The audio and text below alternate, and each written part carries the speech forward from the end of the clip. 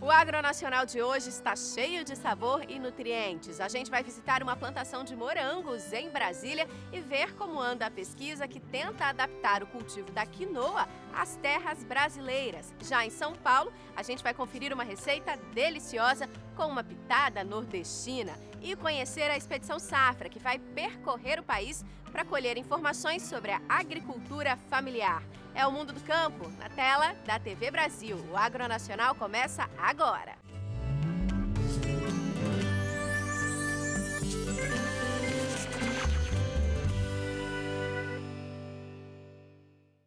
Com seu sabor doce, os morangos agradam tanto as crianças quanto os adultos. Mas você sabia que essa frutinha deliciosa também tem muitas vitaminas e antioxidantes essenciais para o nosso organismo?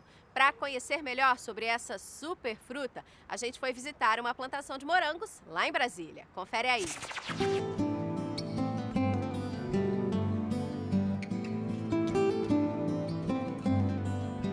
O clima daqui é muito propício para um morango. Noites frias, dias quentes, né? Altitude e a facilidade da água também. Por isso que o morango ficou nesse reduto aqui de Brasília.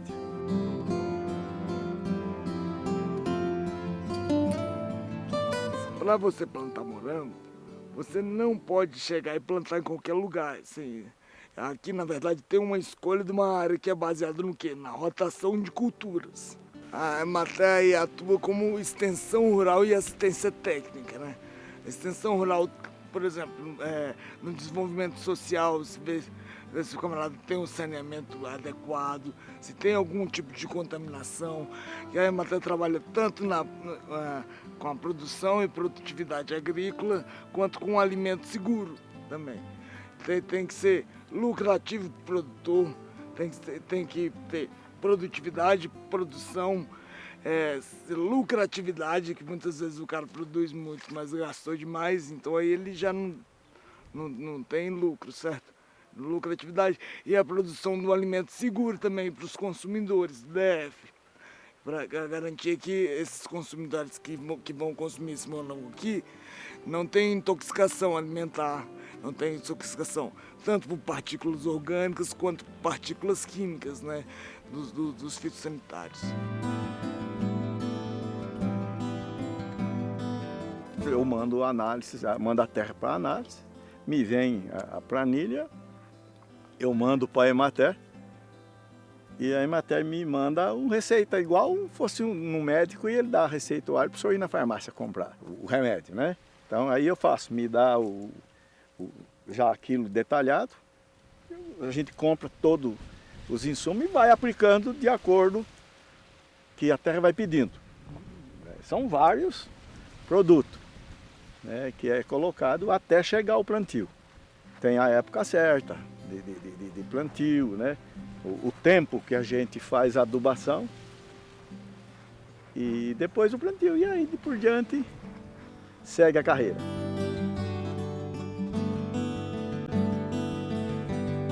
O manejo do solo é feito assim. Eu coloco um morango aqui esse ano, ele só volta aqui no terceiro ano. Eu faço um rodízio com outra lavoura, saiu aqui, eu coloco milho. Eu tiro o milho, não deu os 3 anos, eu tiro o milho, eu coloco um outro milho, o milheto, né? E deixo a palhada e incorporo todo no solo, até quando eu estou perto do terceiro ano, aquilo ali já está todo, né? Já é uma matéria orgânica excelente. Então eu passo a usar menos adubação.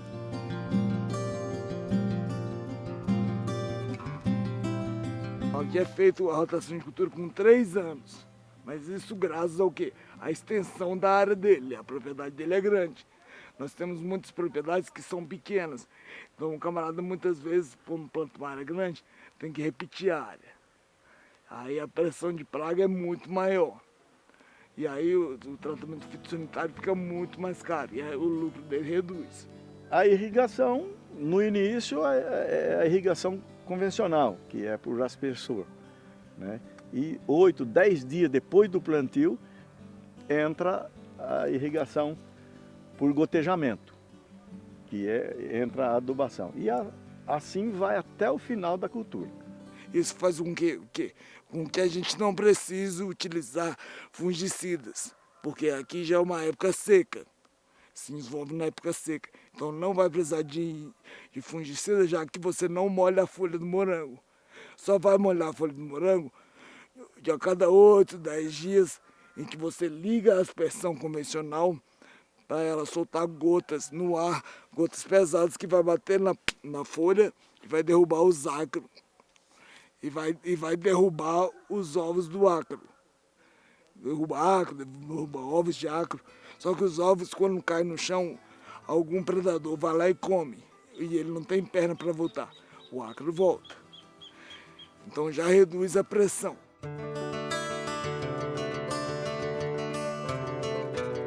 A gente sempre trabalhou no sistema mais antigo, né?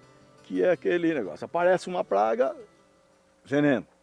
Então a gente foi mudando, vai acompanhando a evolução e hoje a gente já, em parte do ácaro, por exemplo, que é o que prejudica muito nessa época, a gente já passou a usar outro método que é o ácaro predador.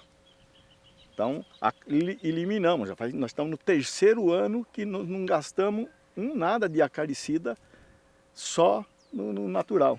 O que eu uso muito aqui é adubo foliar, é o que eu uso. Na lavoura toda semana eu uso, mas inseticida nós não usamos. O que usamos de inseticida quando é necessário, eu uso inseticida biológico. Nós temos aqui na época de safra, eu acho que fechou ano passado em 120 hectares, com a produtividade média que a gente calcula de 37.500 caixas de 1,2 quilos por hectare.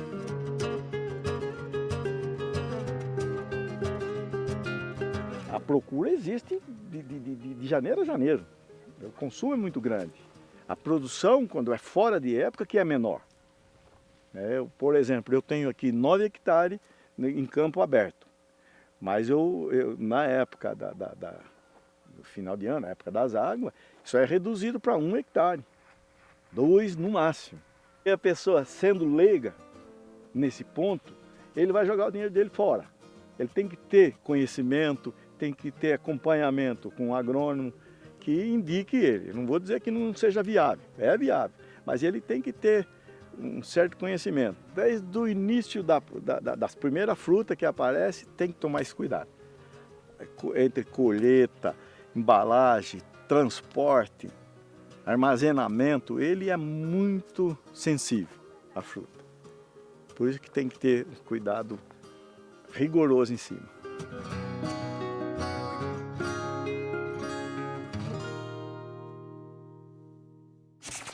Preparado para conhecer um pedacinho do Nordeste em plena Grande São Paulo?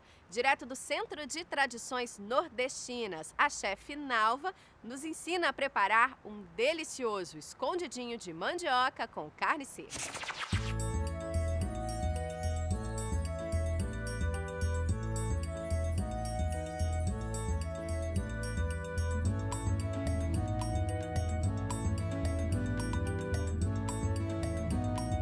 Meu nome é Nalva, sou cozinheira aqui no Centro de Tradições Nordestinas. Hoje eu vou apresentar para vocês a receita de escondidinho de mandioca com carne seca. Vou apresentar para vocês os nossos ingredientes. Cebola, temperinho Ana Maria, carne seca desfiada, queijo mussarela, leite de coco, creme de leite, requeijão e não poderia faltar a mandioca, né? Eu vou usar 200 gramas de manteiga, uma colher de sopa de cebola batida, deixar um pouquinho dourar. Agora que a cebola já está douradinha, vou usar o temperinho Ana Maria. Eu vou jogar a mandioca cozida, amassada. Aí eu vou usar uma garrafinha de leite de coco, creme de leite e 200 gramas de requeijão. Essa é a nossa massa, né? Agora eu vou misturar ela.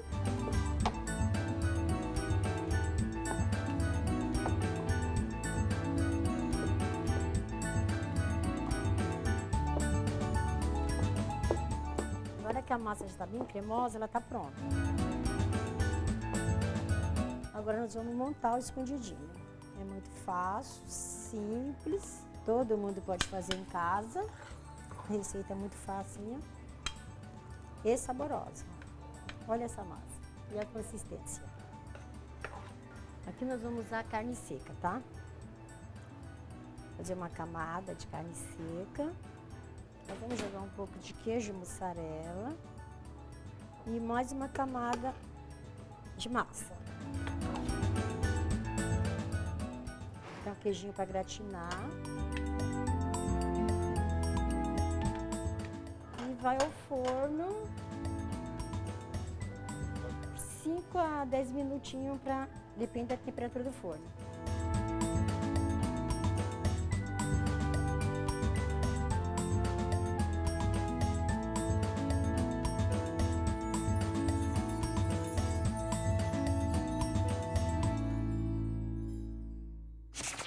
No próximo bloco, a gente vai ver como andam os estudos que tentam adaptar a produção da quinoa andina para o clima tropical brasileiro. Além disso, a gente vai conhecer o projeto Expedição Safra, que esse ano escolheu a agricultura familiar como tema de pesquisa.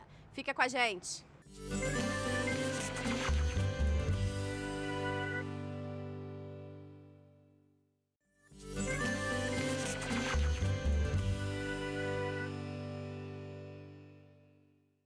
Considerada um dos alimentos mais nutritivos entre os vegetais, a quinoa está caindo no gosto popular também por causa do seu alto teor de proteínas. Originário de países como Colômbia e Peru, esse grão está sendo estudado pela Universidade de Brasília. Os pesquisadores estão testando diversas variedades da quinoa para encontrar alguma que se adapte melhor ao clima brasileiro. Vamos conferir?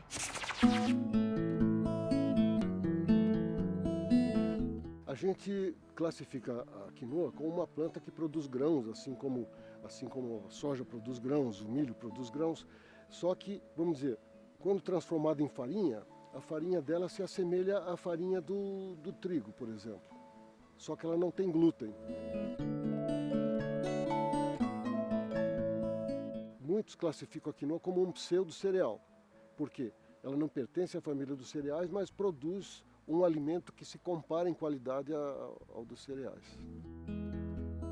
Estima-se que ela tenha se originado ao redor do Lago Titicaca, milhares de anos atrás, e teria se expandido do altiplano peruano-boliviano para outras regiões dos Andes, que vão desde o sul da Colômbia até norte da Argentina e norte do Chile. Quando nós trouxemos para o Brasil, a nossa preocupação era que a quinoa não fosse adaptar aqui, porque lá é muito mais frio do que aqui, pela altitude. E, no entanto, ela se adapta. E, na verdade, ela pode ser cultivada em vários ambientes. A gente trabalha com dois pontos principais, que seria produção e melhoramento. Para ter produção, precisa ter melhoramento. Além da produtividade, também vai buscar qualidade e resistência. No caso da quinoa, nós temos aí trabalho de campo com o pré-melhoramento, né, e já partindo para o melhoramento. Aqui a gente está testando 12 genótipos diferentes de quinoa. A gente fez uma seleção por diferentes características da planta, né, que a gente está procurando. Uma delas é a altura da planta, precocidade, tamanho de panícula, cor do grão. Essas 4 cultivares que a gente está testando dos Andes, também elas têm umas qualidades boas, pouca quantidade de saponina, são precoces e a gente está testando se elas podem se adaptar a essas regiões do Cerrado brasileiro. O processo do preparo do solo para quinoa é um processo bem simples, devido à peculiaridade da quinoa se adaptar facilmente a qualquer tipo de solo. A gente utiliza o microtrator para revirar o solo e faz esse reviramento por mais ou menos 3 vezes. A gente usa essa técnica para fazer um controle mecânico de ervas daninhas, como por exemplo o picão, que tem bastante aqui no solo do Cerrado. Nesse plantio em específico aqui da quinoa foi utilizado o NPK, que são minerais, né, nitrogênio, fósforo e potássio, que enriquecem o solo e de uma forma ou de outra faz uma correção para a melhor adaptação da planta no solo do Cerrado. Devido ao nosso clima do Cerrado aqui no Brasil, em específico em Brasília, a irrigação ela é feita diariamente, em um período de horas específico, para tentar manter a umidade do solo. Porque sabemos que o clima aqui de Brasília é bem seco e há uma difusão, uma perda de água ascendente. A quinoa já tem resultado, tanto no laboratório, a questão de germinação, né? Que é muito importante você ter uma alta germinação. E a questão de adaptabilidade também. A gente percebe que diversos materiais, né, estão se adaptando bem às condições do cerrado. Nos seus primeiros estágios, ela pode ser usada como uma hortaliça, né? A folha pode ser coletada e pode ser misturada com outros alimentos.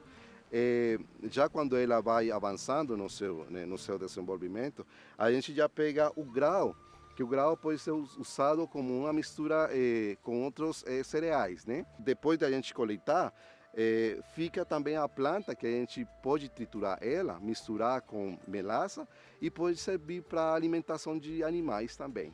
Mas só a planta, já sem grão. Na minha região, na Colômbia, a gente consome muita quinoa na parte dos Andes, né? Então o pessoal lá mistura a quinoa com arroz. A gente faz preparações a gente fala de uma bebida enriquecida, que a gente mistura com leite e aproveita para o café da manhã.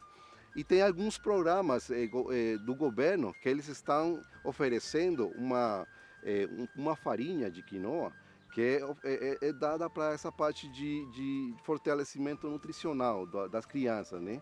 Existe uma demanda crescente por alimentos, vamos dizer assim, naturais, alimentos sem resíduos de agrotóxico, e boa parte da quinoa produzida no mundo, nos Andes, acaba sendo exportada para atender a uma demanda mundial por alimentos ricos, como é o caso da quinoa, e produzido em condição, vamos dizer assim, de agricultura orgânica.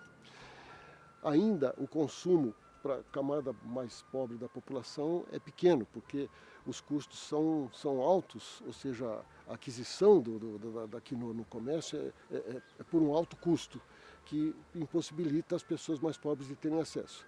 A nossa esperança é de que, com a popularização da cultura, a entrada dela no sistema produtivo, o aumento da oferta possa contribuir para baixar o preço e tornar o produto acessível, porque ele é bom.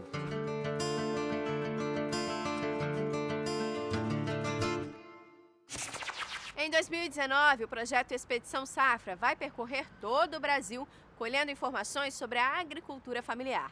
Essa é a segunda edição dessa iniciativa, que tem como tema a produção dos pequenos agricultores. A agricultura familiar é uma temática dentro de um projeto maior que chama-se Expedição Safra. A Expedição Safra tem como objetivo discutir as tendências da agricultura e pecuária no Brasil e no mundo. Tá? A Expedição Safra hoje está em 16 estados e 15 países, porque nós precisamos entender o lado da oferta e demanda, quem produz e quem consome. Tá? Isso tem muito a ver com economia, mas principalmente com abastecimento e segurança alimentar. Nós fizemos a primeira expedição da agricultura familiar em 2015, motivados pela chancela da ONU, que instituiu 2014 como o ano da agricultura familiar.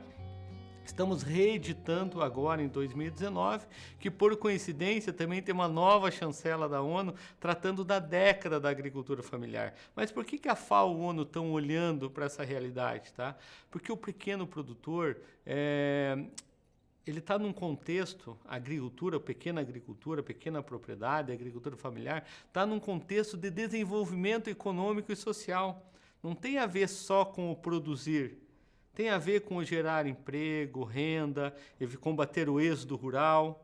Nós vamos literalmente a campo, é literalmente uma expedição técnicos e jornalistas, tá? Técnicos e jornalistas acompanham esse roteiro, nós vamos pesquisar, a incursão esse ano vai a 12 estados brasileiros. Por que 12 estados brasileiros? São 12 estados brasileiros que dentro do recorte do que é pequena propriedade, do que é agricultura familiar, são os estados que se encaixam melhor. Tem mais presente a agricultura familiar nesses estados. Nós estamos falando da região sul, da região sudeste e um estado do centro-oeste, que é o Goiás, a região nordeste, os principais estados da região nordeste, e no norte o Pará. Para ser eficiente e competitivo, você precisa de tecnologia, de gestão e de inovação, que tudo isso se traduz como informação também. E esse é um dos objetivos que a Expedição Safra da Agricultura Familiar pretende levar a esses rincões do Brasil. O que consiste a expedição, literalmente? Nós vamos a campo ouvir todos os elos dessa cadeia produtiva que envolve o pequeno produtor, que passa pela assistência técnica, pela extensão rural, pelo agente público, pelo agente privado, pelo agente de crédito, tá? E nós vamos realizar nesses 12 estados, em 5 grandes regiões diferentes do Brasil, os seminários, a gente chama de seminário Agricultura Familiar do século XXI. Nós vamos reunir todos esses agentes que fazem parte desse contexto da agricultura familiar para fazer um diagnóstico e discutir tendências. Então serão 5 seminários, um na região sul, outro na região sudeste, na região nordeste e no norte do Brasil. E ao final, a gente vai abastecendo, na verdade, pelos nossos canais de distribuição desse conteúdo e dos nossos parceiros técnicos, o Brasil vai sendo abastecido dessas informações regionalmente, à medida que a expedição vai passando por esse e por aquele estado, mas ao final a gente vai publicar, vai divulgar o Anuário da Agricultura Familiar, onde a gente vai trazer o antes, o diagnóstico da realidade e as tendências, destacando principalmente oportunidades e desafios desse extrato da agricultura brasileira. Em alguns estados brasileiros, os pequenos produtores ou a agricultura familiar representam 80% de todos os produtores. Aí você vê a relevância de se discutir, da Expedição Safra discutir agricultura e pecuária no Brasil a partir da realidade do pequeno produtor. Isso é impacto no desenvolvimento econômico e social, de organizações regionais, de promoção social enquanto região, enquanto estado, enquanto pequeno produtor.